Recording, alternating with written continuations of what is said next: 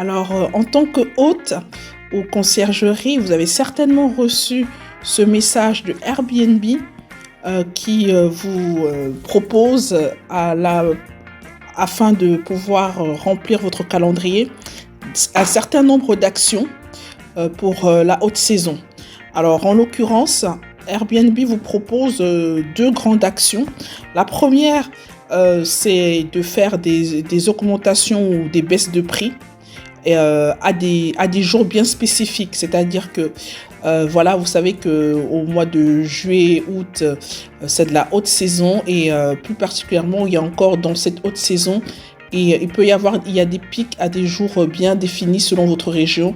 Par exemple, lorsqu'il y a un événement particulier pendant cette saison-là, ou encore pour le 14 juillet ou l'Assomption. Donc, en général, Airbnb propose de définir des périodes spécifiques pour augmenter ou faire des baisses de prix. Autre action que Airbnb nous propose, c'est d'appliquer des promotions personnalisées. C'est-à-dire qu'en fait, il propose de proposer un certain nombre de réductions. Alors, il propose de commencer par des réductions de 10%. Voilà, donc si vous faites des promotions de 10%, donc ça sera affiché. Le prix avant réduction sera affiché, il sera barré et vous aurez le nouveau prix après réduction. Donc, ça permet aux clients de voir vraiment visuellement que vous avez fait une baisse de prix. Ensuite, notre proposition, c'est de faire des réductions de 15%. Alors, de 15%, si vous faites une réduction à partir de 15%, Airbnb vous propose, en plus de barrer le prix, de mettre en avant, en fait, la promotion. Donc en fait, ça veut dire qu'ils vont privilégier les annonces qui ont fait des réductions et les mettre en avant. Alors si vous faites 20%, ça sera encore mieux. Et un dernier conseil aussi que Airbnb nous fait, c'est de proposer des promotions pour des personnes qui réservent plus de 7 nuits. Voilà, parce qu'effectivement, en saison estivale, en général, les jours de réservation sont supérieurs à 2-3 nuits. On est plus sur du 7 nuits, voire 2 semaines. Et donc là, Airbnb nous conseille de effectivement faire des réductions pour des périodes qui commencent à 7 nuits. Voilà, bon.